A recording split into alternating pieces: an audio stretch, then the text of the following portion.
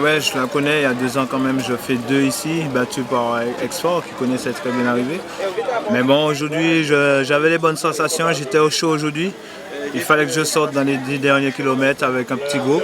Ben, c'est chose faite. Et après, au dernier kilomètre, j'ai vissé vraiment fort pour aller donner une belle victoire en solitaire ici à Saint-Laurent. Ouais, ben, l'étape de demain, c'est ouais, on va essayer de gérer tout ça, bien dormir, bien récupérer. Et après, on verra par la suite s'il y a une bonne récupération, pourquoi pas aller chercher une victoire d'étape. Maintenant, on a des hommes au général, on essaye de courir avant pour le général. Et après, s'il n'y a pas le général, on va chercher les victoires d'étape. Une étape éprouvante. Les Guadeloupéens ont su gérer ça comme dimanche, comme hier aussi. Donc ça roulait beaucoup, il y avait beaucoup de bordures. Là, je suis vraiment épuisé là. J'ai tenu parce que j'arrivais dans ma commune, donc il fallait que j'arrive groupé. Demain encore une autre étape qui sera assez dure, qui arrive à Patou, j'espère récupérer. Ouais, on n'est pas bien classé au général, donc on va essayer de limiter les dégâts. Nous étions 5, donc là nous sommes 3 là. On va essayer de terminer le tour à 3, mais il reste encore beaucoup d'étapes à venir. Bon, je pense qu'on a su contrôler comme il fallait cette étape. Après, on ne s'est pas du tout affolé. On savait pertinemment que ça allait être une journée difficile, compliquée, avec le vent de dos. Donc on a laissé faire au début les 40 premiers kilomètres. Après, ça a creusé fort l'écart, jusqu'à 2 minutes 40, voire presque 3 minutes.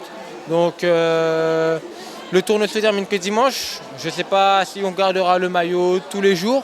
Mais j'ai voulu donner un coup de main à mes équipiers parce que ce ne sont pas des machines, ils ne sont pas des robots. Ils font un excellent travail pour moi, donc j'ai réduit l'écart et puis après ils ont géré. Ça a été vraiment une course d'équipe et puis je félicite le coach Franck Duro qui a donné les consignes et tous les coureurs du team qui se sont mis à bloc pour moi-même. Nous, une bande d'amis en fait qui aimons le vélo, qui aimons les différents tours, Guadeloupe, Martinique et Guyane, et donc on participe à notre manière, c'est-à-dire qu'on part 2 heures avant le peloton et on essaie d'arriver avant le peloton. Voilà. Comment ça s'est passé cette étape? C'est dur sur la route près du pont Margot, là, le chemin est très défoncé, très abîmé, ça bouge beaucoup, c'est très difficile à ce moment-là. C'est toujours important pour nous parce que l'ambition politique consiste à faire de Saint-Laurent-du-Maroni un pôle culturel et touristique. Et à chaque fois qu'une occasion se présente justement pour mettre en valeur les atouts de la ville, on doit en profiter. C'est la raison pour laquelle effectivement il y a ce grand village qui est un début de course et une après-course. D'autant plus que nous savons que les gens seront chez nous pendant 2 jours et que ces 2 jours-là vont se traduire par des dépenses, donc économiquement intéressant pour la ville. Donc il fallait effectivement s'impliquer avec un village. Dites-moi, monsieur le maire, oui. Monsieur Joseph, vous êtes à Saint-Laurent en vacances ou vous supportez justement votre équipe de la Martinique? Vous avez tout dit avec tout ce que vous avez dit, puisque je suis chez moi ici, chez ma famille, ma soeur aînée, mes filles, mes enfants. Donc je suis, pour ainsi dire, chez moi. Donc je supporte à la fois les coureurs martiniquais, mais aussi je suis venu en vacances. Puis pour un événement heureux, parce que j'ai une nièce qui se marie, donc je voudrais être là, présent.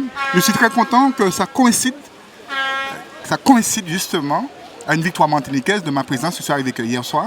Donc je suis très heureux parce que ici, je me sens comme chez moi.